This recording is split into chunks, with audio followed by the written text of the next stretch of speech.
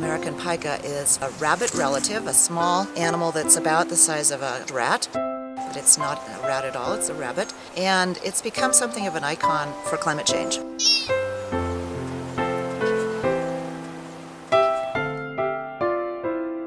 Throughout the history of the Forest Service, the research branch has provided valuable information to help guide the management of our national forests and grasslands. Connie Millar's research includes the changing habitat of the American pika. Initially, I set out to characterize the current distribution of pika, and the elevation range that the pika can extend go from about this elevation, maybe 7,500 feet, to the tops of our highest peaks, which are over 13,000. Pikas on an online competition were voted North America's second cutest mammal. Second only to something that you would never guess, but it was the polar bear. The Forest Service collaborates with many scientific organizations and institutions. Eric Beaver of the U.S. Geological Survey has been providing important pika research to the Forest Service for over 23 years. It turns out that a lot of these higher elevation areas are on Forest Service lands, and across the West we've been working with 26 different national forests. Pika's geographic range spans about the western third of North America, 10 of the western states excluding Arizona, as well as the southern parts of British Columbia and Alberta. In general, they're restricted to areas that are more moist and cool. These are typically areas that are higher in elevation.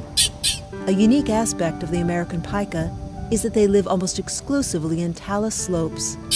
Talus slopes and areas of broken rock provide shelter from the sunlight and essentially shade, as well as protection from predators. Rabbits in general are poor thermoregulators, that is, that they have a hard time dissipating heat when temperatures are high. They mostly live inside the talus to avoid the heat of the day.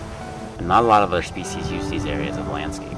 Most fundamentally, pikas give a great insight into the complexity and nuance with which climate's going to act on species. American pika research is significant in part because there has been little change to their environment, with the exception of climate. One of the interesting pieces about pikas is that their habitat has changed none.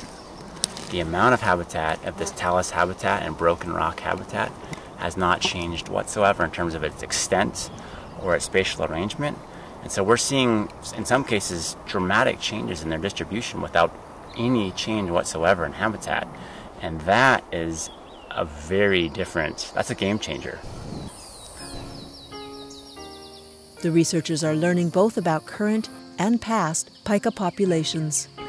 And what's unique about this species is that in the same survey we can tell not only where they are now, but where they used to be.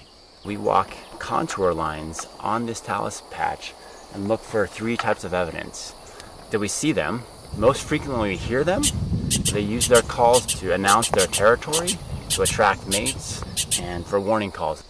And then thirdly, they collect this vegetation that they consume over the winter, and they store it up in what's called a hay pile. And we're looking for those fresh hay piles, and then we also look for these pellets. And in areas where there are no pikas anymore, these pellets and the old hay piles tell us where they used to be. The study results have varied. We're seeing changes in their distribution that are pretty dramatic in some locations and very little changes in other places. In the Great Basin between the Sierra Nevada and Rocky Mountains, we're seeing quite a bit of distributional change, whereas in the Sierra Nevada and the Rocky Mountain chain, we're not seeing quite as much change there. I've been able to show that the range is really quite wide. We see that in fact they can utilize these much lower elevation slopes than had been thought.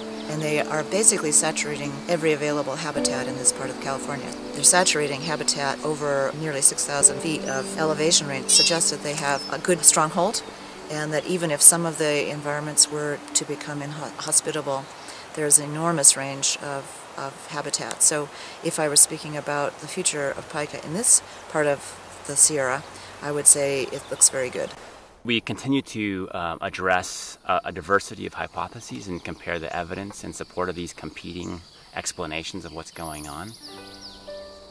And across numerous analyses, it's becoming increasingly clear that a larger and larger percentage of what's going on is being explained by climate alone. It's still quite controversial.